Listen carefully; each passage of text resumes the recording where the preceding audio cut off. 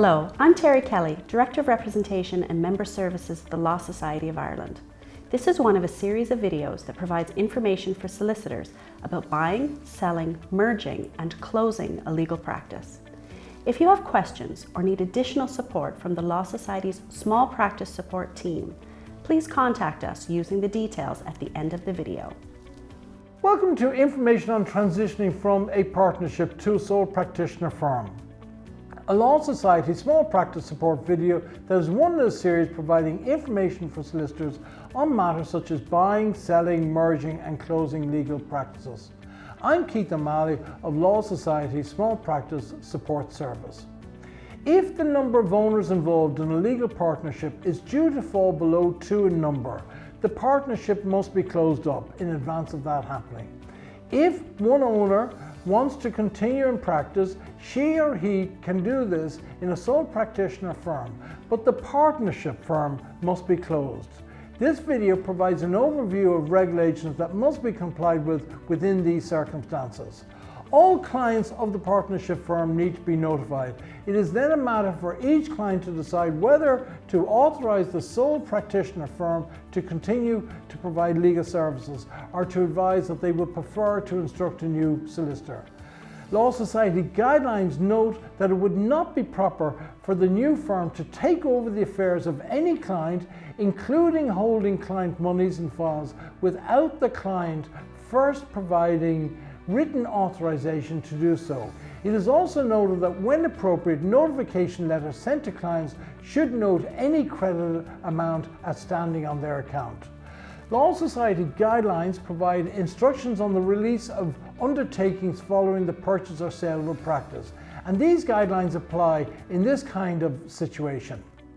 There are provisions in the solicitor's accounts regulations regarding the transfer of client monies as part of a practice purchase. Depending on how the transition was organised, it may be necessary to issue an appropriate notice of change of solicitor to the courts and to opposite parties in legal disputes.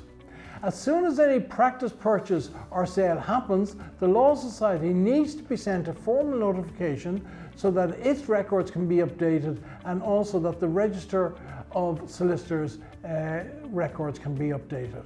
If, as part of the practice purchase or sale, some firms have been transferred to another practicing solicitor or solicitors, the Law Society must be informed about the identity of these solicitors who have access to files from the former practice.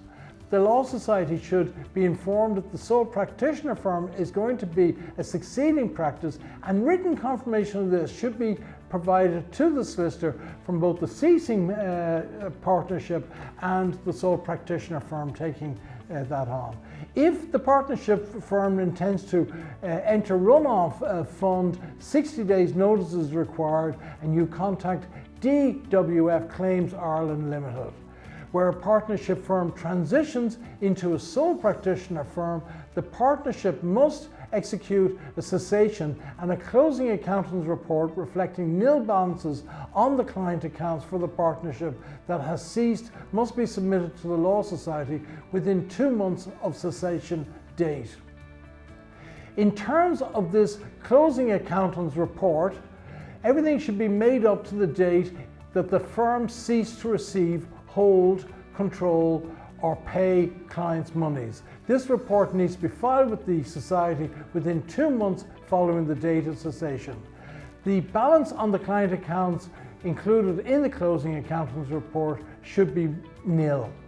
We're now at the end of this video. However, other videos in this series deal with other aspects of buying, selling, merging and closing legal firms. I hope they are of assistance to you. Bye.